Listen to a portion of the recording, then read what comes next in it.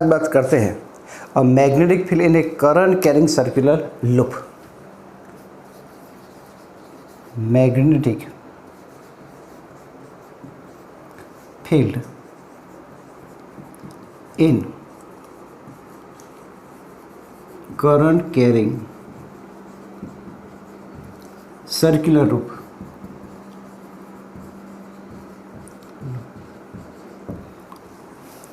दोस्तों आज आगे के चैप्टर लेक्चर में हमने बात बताई थी कि मान लो कि यहाँ एक कंडक्टर है और उसमें से मैं करंट पास करूँ तो इसके आसपास मैग्नेटिक फील्ड प्रोड्यूस होता था और उसकी डायरेक्शन हमने राइट हैंड थंब लॉ से फाइंड की थी। तो आज हम बात करते हैं कि मेरे पास एक करंट कैरिंग लूप है और उसके अंदर मैं करंट पास करूँ तो क्या होगा। तो यहाँ आप ऐसा कंसिडर कर सकते हैं कि मेरे पास एक कार्डबोर्ड ले सकते हैं और ऐसा, और मेरे पास एक करंट कैरिंग लूप में लेता हूँ। तो यहाँ हमें ऐसा बताना है कि ऐसा एक लूप है मेरे पास ऐसा, और ये इसमें से मैं करंट पास करता हूँ। तो ये लूप ही लिया मैंने और इस कनेक्ट विद द बैटरी।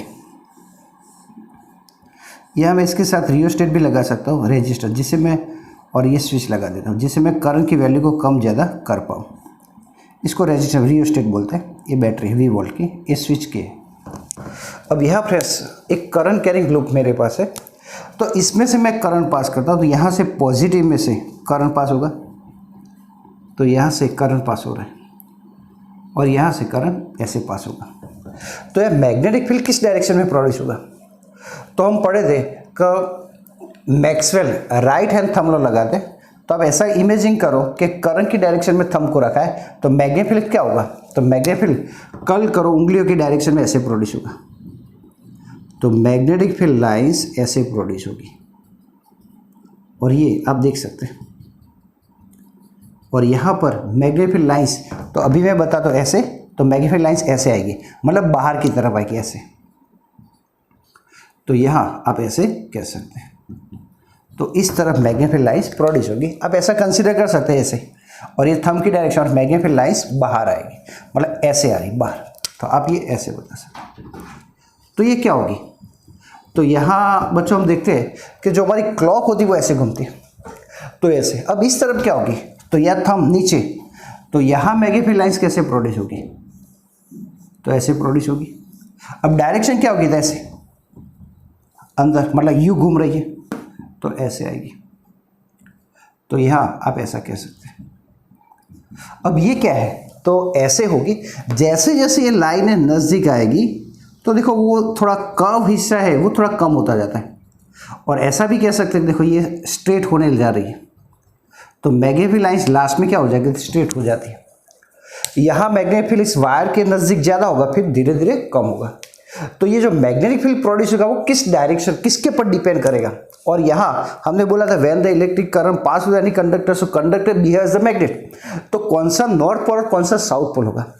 तो आप देख सकते हैं इसके अंदर मैग्नेटिक फील्ड ऐसे प्रोड्यूस हो रही है, मतलब ये बच्चों क्लॉकवाइज है, ये क्लॉकवाइज घूम रही है। तो यहाँ आप कह सकते हैं कि क्लॉकवाइज हो, तो क्लॉकवाइज हो तो ये हिस्सा क्या बनेगा, तो एस बनेगा। तो ये हमारा हिस्सा एस बनेगा। तो ये क्या बनेगा, तो एंटी क्लॉकवाइज है। तो एंटी क्लॉकवाइज हो, क्लॉकवाइज, तो हम कहते हैं कि ये क्या बनेगा हमारा एन। तो यहां से हम बता सकते हैं कि कोई भी करंट कैरिंग सर्कुलर लूप के अंदर से मैं करंट पास करूं तो वो मैग्नेट की तरह बिहेव करता है, और इसका एक छिड़ा क्लॉकवाइज और ये दूसरा एस और ये एन बनता है, मतलब मैग्नेटिक फील्ड लाइंस ऐसे प्रोड्यूस होती है। तो ये करंट कैरिंग सर्कुलर लूप की बात की। अब ये थोड़ा सा ज़्यादा समझ लेते हैं कि कई बार वो कौन सा हिस्सा एस बनेगा और कौन सा हिस्सा एन बनेगा, वो चेक करना हो तो जनरली हम ये यूज़ कर सकते हैं कि कैसे करेंगे। तो मैं आपको एक सिंपल सा तरीका बता देता हूँ कि यहाँ कोई भी सर्कुलर लूप की बात हो तो आप इमेजिन करो कि यहाँ पर एक सर्कुलर लूप है और इस सर्कुलर लूप में से मैं करंट पास कर रहा हूँ। तो यहाँ इसको बैटरी के साथ मैंने कनेक्ट किया है और यहाँ से करंट पास करते हैं, तो करंट ऐसे पास हो रहा है। तो ये कौन सी डायरेक्शन है, तो आप देखेंगे तो ये जो करंट है ऐसे आ रहा है, ऐसे बन रहा है। तो आप देख सकते हैं ये एस है, तो देखो क्लॉकवाइज है तो क्लॉकवाइज करंट मतलब करंट पास हो रहा हो, करंट ऐसे पास हो रहा है क्लॉकवाइज, तो हम बोलेंगे वो छेड़ा हमारे आँख के सामने, तो मैं यहाँ खड़ा हूँ और मैं देख रहा हूँ कि अंदर से क्लॉकवाइज करंट पास हो रहा है ऐसे, तो ये हमारा होगा एस। तो उसका पीछे का क्या होगा, तो पीछे का हिस्सा जो होगा वो एन होगा।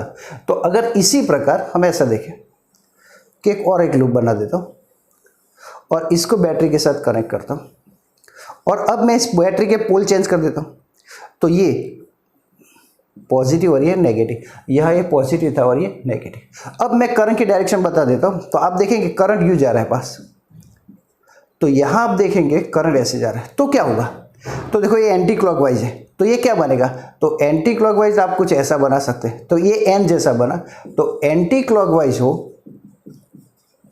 क्लॉकवाइज, तो हमारी आँख के सामने जो फ्रंट होगा वो एन होगा। तो यहाँ उसको सिंपल याद रखना हो बच्चों, तो आप ऐसे याद रख सकते हैं कि इसके अंदर क्लॉकवाइज है तो डी ऐसा होता है, देखो एस एस, तो हम एस बोलेंगे, और एंटी क्लॉकवाइज के अंदर एन आता है तो एन टाइप। तो यहाँ आप ऐसा याद रख सकते हैं, क्लॉकवाइज हो तो एस आ रहा, तो ये हिस्सा एस होगा, तो दूसरा हिस्सा एन। तो अब मैं इमेजिंग करता हूँ कि मेरे सामने ऐसे वायर और करंट इसमें क्लॉकवाइज पास हो रहा है, तो ये एन होगा एस, पर ये क्या होगा, एन होगा, क्योंकि मैग्नेट के अंदर देयर आर टू पोल्स, तो ये एस होगा, तो ये क्या होगा, एन होगा। अगर करंट इसके अंदर एंटी क्लॉकवाइज पास हो रहा है, तो एंटी क्लॉकवाइज हो तो ये एन होगा, तो ये क्या होगा, एस होगा। तो we can find out the pole in the current carrying loop. तो यूजिंग दिस फॉर्मूला, सिंपल याद रखो, क्लॉकवाइज हो तो एस होगा और एंटी क्लॉकवाइज हो तो एन होगा। तो ये बच्चों magnetic field lies current carrying the conductor. अभी किसके पर डिपेंड करेगी, तो यहाँ मैग्नेटिक फील्ड किसके पर डिपेंड करती है, तो यहाँ जो मैग्नेटिक फील्ड प्रोड्यूस होगा वो किसके पर डिपेंड करेगी, तो magnetic field produce in the current carrying circular loop is depend on a current, is depend on a number of turns and it's inversely proportional to 1/r। मतलब इसकी radius जो loop होगा उसकी रेडियस ज़्यादा होगी तो मैग्नेटिक फील्ड कम produce होगा। अगर उसके अंदर नंबर ऑफ टर्न्स ज़्यादा होंगे, मतलब ये 2 टर्न लिए 3 टर्न लिए, तो मैग्नेटिक फील्ड ज़्यादा होगी, और करंट अब जितना ज़्यादा पास करेंगे उतना मैग्नेटिक फील्ड ज़्यादा प्रोड्यूस होगा। तो magnetic field produce in the current carrying conduct का circular loop is directly proportional depend on a current number of turns and inversely proportional to radius of the loop. तो ये बच्चों अब ये question था, इसमें से बच्चों एग्जाम में शॉर्ट क्वेश्चन भी पूछे जाते हैं, ये ऐसा भी पूछे। Thank you very much friends, आज के लिए मैं इतना ही रखता हूँ। अपने नेक्स्ट वीडियो के अंदर बच्चों आपको बात करूंगा सॉलिनॉइड। तब तक thank you very much, good day.